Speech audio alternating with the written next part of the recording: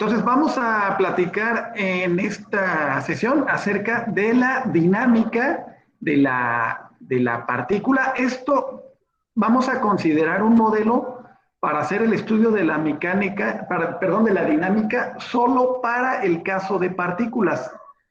Entonces, cuando hablábamos de un modelo, si se acuerdan, se usa para representar la realidad física y se debe tener en cuenta dos aspectos conflictivos entre sí. El primero de los aspectos, que tiene que ser lo bastante simple como para ser elaborado con métodos matemáticamente rigurosos. Acuérdense que hemos hablado de esta parte matemática y además debe ser realista para que nuestros resultados sean aplicables al problema que estamos considerando. Entonces, estos dos aspectos hacen que la sencillez del modelo, así como esta belleza matemática, sea a lo mejor hasta incompatible con la fidelidad al problema real. Pero bueno, antes de pasar a estos temas, vamos a establecer lo que es la dinámica. Cuando hablamos de dinámica, vamos a establecer el movimiento de los cuerpos, pero considerando las causas que van a producir precisamente el movimiento de los cuerpos. No deja de ser una rama de la mecánica que va a abarcar casi toda la mecánica clásica. Acuérdense que en la mecánica clásica se va a restringir el estudio de los cuerpos, llámense partículas grandes, ¿no? Comparados con el tamaño de un átomo. El tamaño de un átomo es más o menos 10 a la menos 10 metros. Y entonces, para velocidades comparadas con la luz, ¿se acuerdan cuánto mide la velocidad de la luz?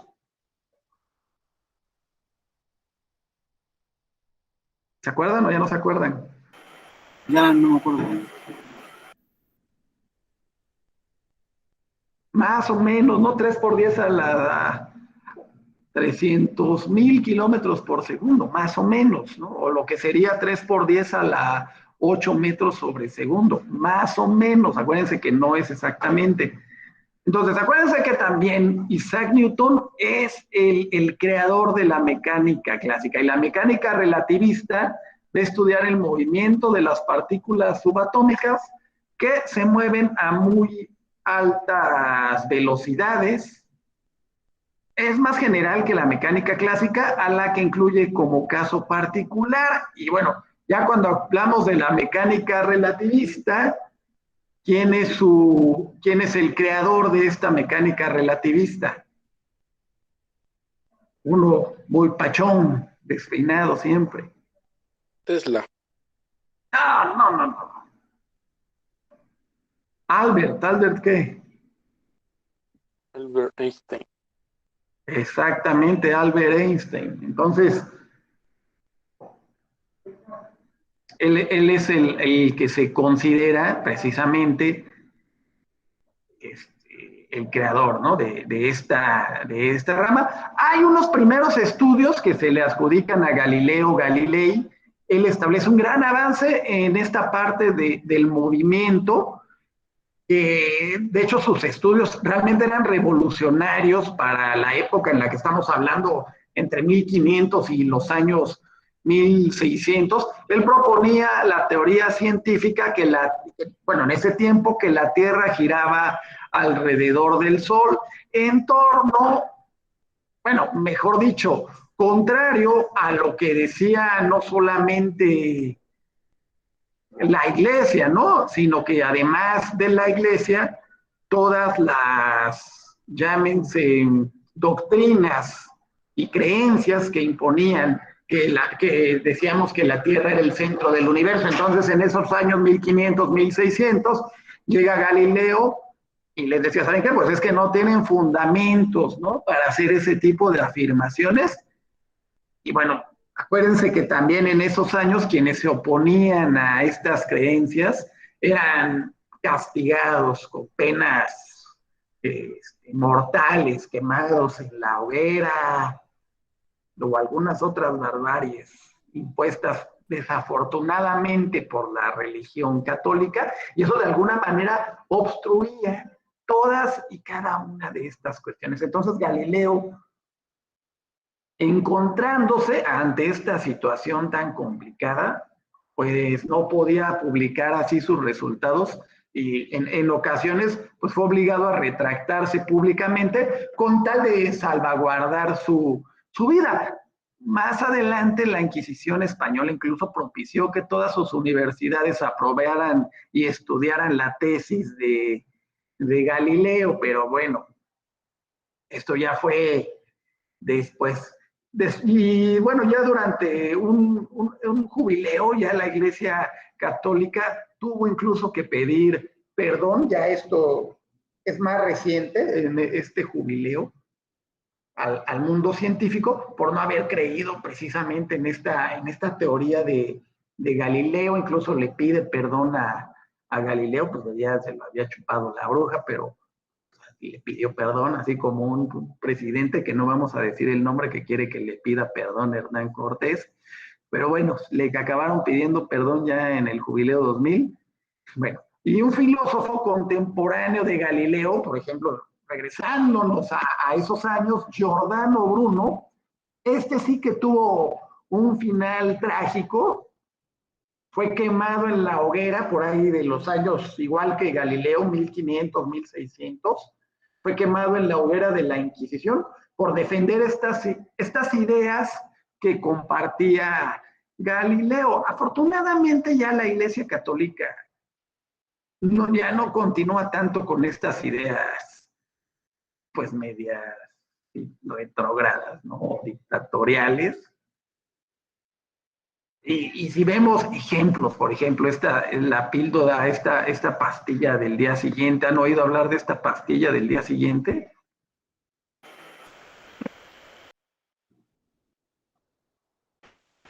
Sí, el método anticonceptivo, ¿no?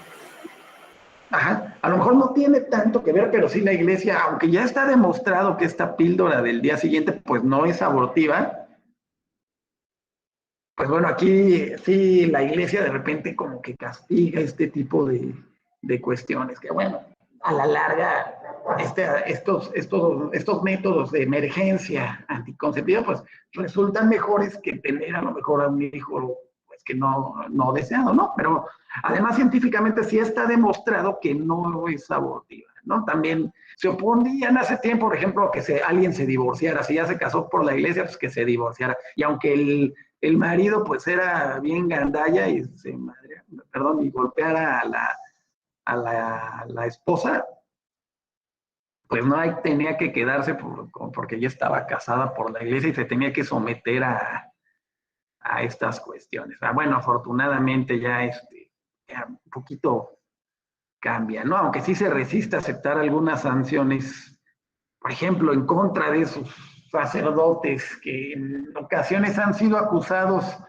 por temas un poquito más complicados, pero bueno, esperemos que ya. Pero bueno, a lo que iba, y yo se los comentaba en una de las sesiones anteriores, es que no debiera de estar peleada tanto la religión con la ciencia.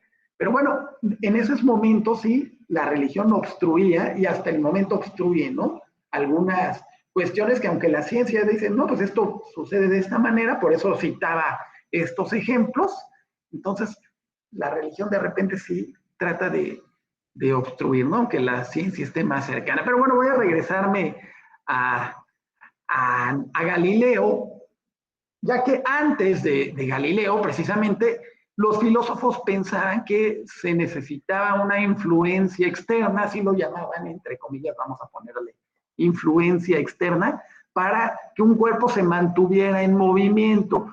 Creían que un cuerpo se encontraba en su estado natural cuando estaba en reposo. Por ejemplo, esto estaba aquí en reposo, si yo lo tengo aquí, estaba en reposo, y que para el cuerpo se moviera en línea recta, con velocidad constante, tenía que moverlo continuamente algún agente externo, de otra manera pues se detendría. Y ya para probar esa idea, Galileo fue que empezó por encontrar una forma de liberar a un cuerpo de toda influencia externa, En la naturaleza esto no se puede lograr porque aún cuerpos muy alejados de un cuerpo de prueba pueden ejercer cierta influencia y de alguna manera pueden modificar o pueden cambiar el movimiento, pero se puede hacer que las influencias externas sean muy pequeñas. A esto es, por eso empezaba con lo que es un modelo y pensar que realmente no existen para tener una idea de cómo sería el movimiento. Entonces, esta experiencia de Galileo fue deslizar un bloque de madera sobre una superficie que podríamos decir aquí que ya tiene una baja influencia externa, por ejemplo, la mano del que lo está empujando, ¿no? O sea, deslizar sobre la superficie y la mano del que lo empuja. Si se elimina la influencia externa, el bloque se detiene. Por eso los filósofos siempre pensaban que permanentemente tenían que estar actuando esta influencia externa para que se mantuviera el movimiento. Pero si se elige como cuerpo una esfera y se hace deslizar sobre una superficie que esté bastante lisa, al ponerla en movimiento, ¿cómo será de complicado? ¿Qué opinan? A comparación de un bloque, si ponemos una esfera, ¿cómo se va a mover?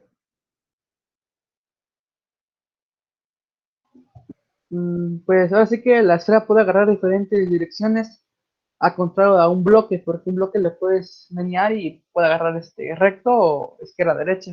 Sin embargo, si nosotros ponemos, pero si ponemos la esfera en la superficie, a lo mejor si la colocamos, aunque la superficie no está inclinada, la esfera se va a mover, ¿no? A lo contrario, si colocamos una cajita.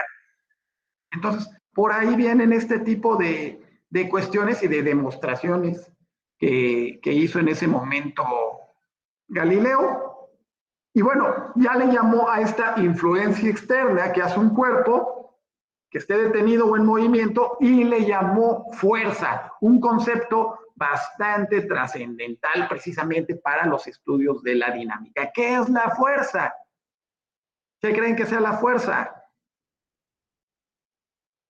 Esto, vamos a decir. ¿Qué es la fuerza? Una masa, ¿no? Una masa. No, una masa.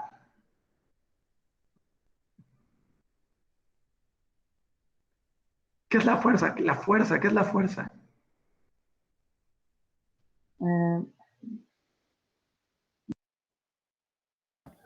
Como la fuerza de gravedad. Bueno, esa es una fuerza, pero ¿qué es? sería como una energía que ayuda a mover a los objetos inanimados, ¿no? No, o sea, no sé cómo explicarlo, tengo en la lengua, pero...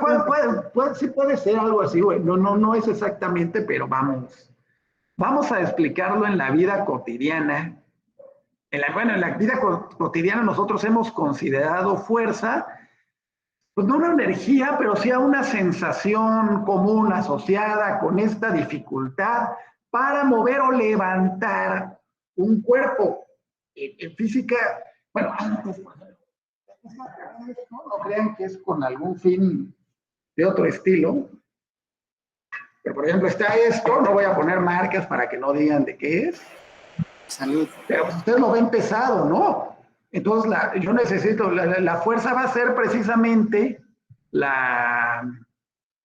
esta sensación asociada de mover o de que yo levante este cuerpo, ¿no? Y lo levante y me lo tome, ¿no? Por ahí menores de edad en esta clase.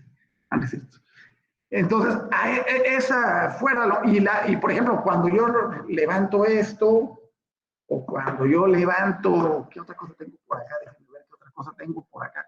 Aquí a lo mejor yo no empleo, digo, no, pues sí lo puedo mover fácil. Esto ya me cuesta un poquito más, ¿verdad? Y si tomo esta hojita, pues todavía mucho menos. Pero a esa dificultad es a lo que en la vida cotidiana nosotros, a esta sensación, mejor dicho, es a lo que en la vida cotidiana para mover o levantar un cuerpo, a esta dificultad es a lo que nosotros hemos llamado fuerza en la vida cotidiana. En física, nosotros vamos a identificar una fuerza por el objeto, perdón, no por el objeto, mejor dicho, por el efecto que va a producir.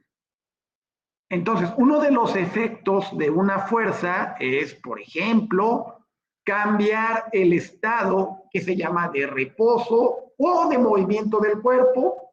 Más concretamente, una fuerza cambia la velocidad de un objeto, es decir, puede producir una aceleración. Cuando aplicamos entonces una fuerza sobre un cuerpo y no se produce movimiento, entonces puede cambiar su forma aun si el cuerpo es muy rígido.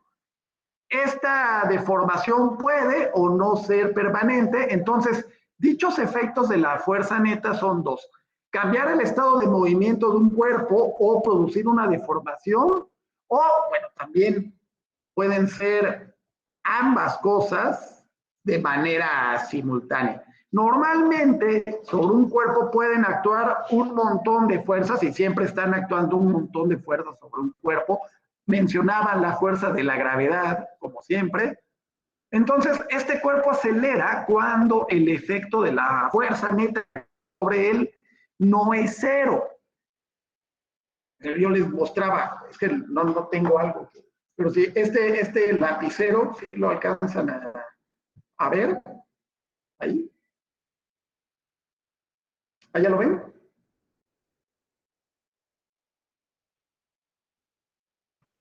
Pues no hay ninguna fuerza. Entonces, aquí podemos decir que es la fuerza resultante de la suma de todas las fuerzas sobre el lapicero. Es cero porque la aceleración, toda esta suma va a ser cero, no se mueve. Entonces, cuando está este cuerpo en reposo o se mueve con velocidad constante, podemos decir que se está en equilibrio. Y para una fuerza usaremos al símbolo de la letra F para definir.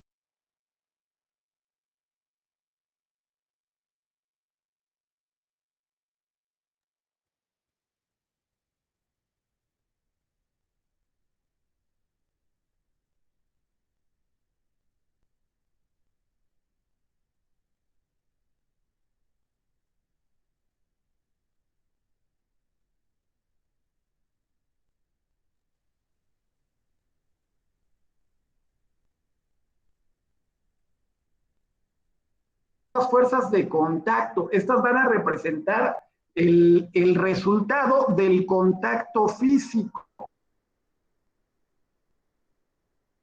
Por ejemplo, movemos un carro o estiramos un resorte, y las fuerzas de acción a distancia que van a actuar a través del espacio sin que haya contacto físico entre el cuerpo y sus alrededores. Hay, por ejemplo, la fuerza con la que la Tierra atrae a los cuerpos, que se supone estamos todos, ¿no? Por ejemplo, en caída libre, pero nosotros estamos aquí precisamente en una fuerza de acción a distancia. A eso podemos llamar a esta fuerza con la que los cuerpos caen en caída libre, que más adelante podremos llamar y definir, ¿no?, como gravedad.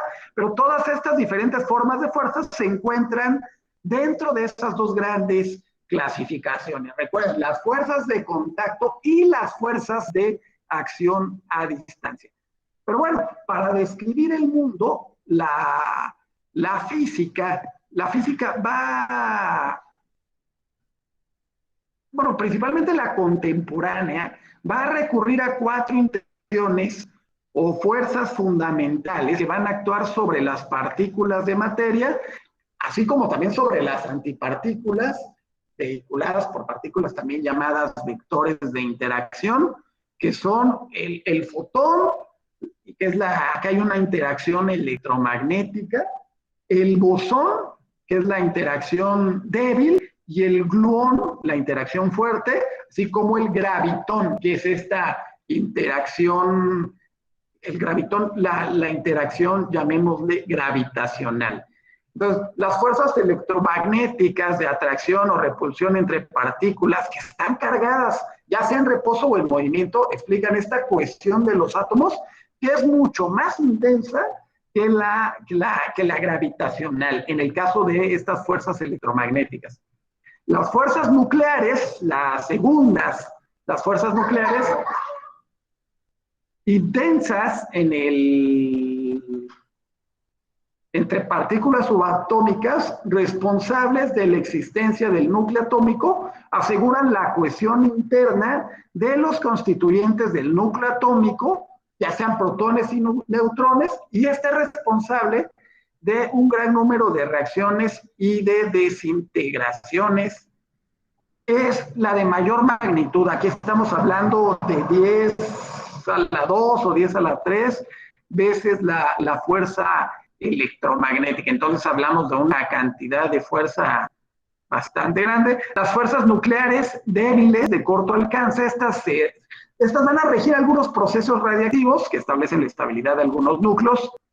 Hablando de estas cuestiones del núcleo de los átomos, en varios órdenes de magnitud, por ejemplo 10 a la 12, que aunque puede ser menor que la fuerza electromagnética, ¿no? Y la fuerza de atracción gravitacional entre cuerpos, debido a sus masas, entre otras cosas, hace, por ejemplo, pues, que caigan lapiceros, que caigan hojas, que suba la marea. Entonces, esta fuerza de menor magnitud comparada con algunas otras fuerzas, ¿no?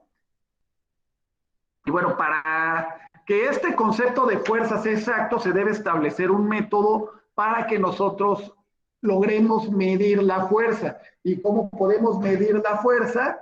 Por el efecto que vaya a producir. Por ejemplo, podemos usar, les hablaba hace un momento, de lo que es la deformación que una fuerza va a producir, por ejemplo, cuando tenemos un resorte y se estira déjenme compartirlos. Si nosotros tenemos un resorte, enseguida les voy a compartir una figura para que nos quede más clarito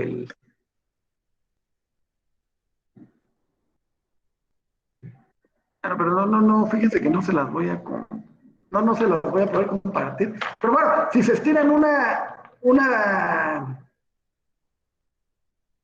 les decía, estiramos un resorte, se estira, por ejemplo, y le asignamos una fuerza, una magnitud, por ejemplo, unitaria de valor F, vamos a decirlo, cuando tenemos el resorte. ¿Dónde dejé la acción?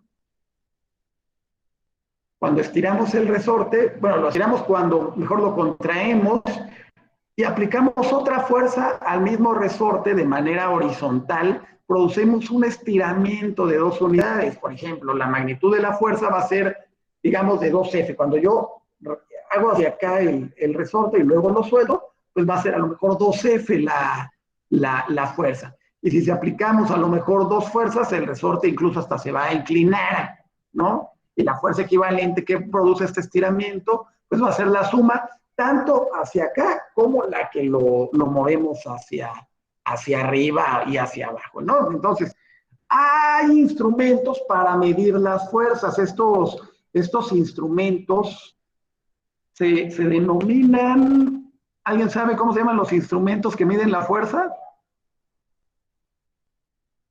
Les pregunto para que no se me duerman.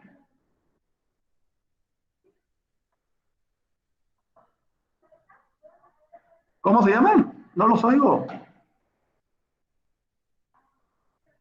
Dinamómetros. El dinamómetro se encarga precisamente de medir las fuerzas y es un resorte que se estira sobre determinada escala. Entonces ahí podemos aplicar una fuerza sobre el dinamómetro y el resorte se va a estirar hasta que se ejerza una fuerza igual, o contraria aplicada. En la escala se puede medir el alargamiento del resorte y ya se le puede asignar una unidad de fuerza. Así es como se emplea la medición con un dinamómetro.